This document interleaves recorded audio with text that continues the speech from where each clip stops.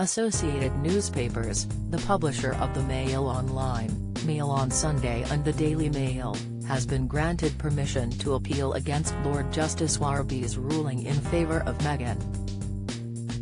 In February, Lord Justice Warby granted a summary judgment to the Duchess of Sussex, backing her claims the Mail on Sunday had invaded her privacy and breached her copyright with the publication of extracts from a letter she had penned and sent to Thomas Markle Sr. However, the newspaper has now confirmed its appeal against this ruling has been granted. A spokeswoman for the Mail on Sunday and Mail Online told The Times, "We are pleased with the Court of Appeal's decision to grant us permission to appeal against the summary judgments handed down by the High Court, and its recognition of the exceptional public interest in the issues raised by the case." Meghan's legal representative said the Sussex camp was confident the judgment against the Mail on Sunday will be upheld. They said, "The Duchess has already won her legal case against the Mail on Sunday on all claims, after years of pursuing accountability from the publisher for wrongdoing. We are confident that Mr. Justice Warby's strong judgment against the Mail will be upheld, and we support the Court of Appeal's further review of the legal rights that were confirmed to have been violated in Mr. Justice Warby's ruling." As announced in a blistering statement released by the Duke of Sussex on October 1, 2019, Meghan launched a legal battle against Associated Newspapers after the Mail on Sunday and Mail Online published 5 articles featuring extracts from her private, handwritten letter to Mr. Markle. The articles were released in February 2019, while the letter was sent by the Duchess to her father in August 2018. Upon launching her legal challenge, Meghan accused Associated Newspapers of misuse of private information, copyright infringement, and breach of the Data Protection Act.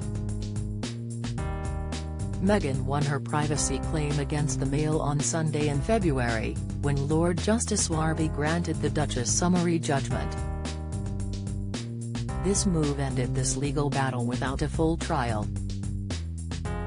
This trial had been scheduled to take place in autumn this year and could have seen both the Duchess and her father give evidence under oath. The judge said at the time, the claimant had a reasonable expectation that the contents of the letter would remain private. The Mail articles interfered with that reasonable expectation. These articles were written after 5 friends of the Duchess had spoken anonymously to People magazine in her defense, also mentioning the letter. The judge said, the only tenable justification for any such interference was to correct some inaccuracies about the letter. But Mr. Justice Warby added, the inescapable conclusion is that, save to the very limited extent I have identified, the disclosures made were not a necessary or proportionate means of serving that purpose. For the most part, they did not serve that purpose at all. Taken as a whole, the disclosures were manifestly excessive and hence unlawful. The judge also found Associated Newspapers had infringed Meghan's copyright. In a separate hearing, he granted summary judgment in favour of the Duchess, also the issue of her being the sole author of the letter.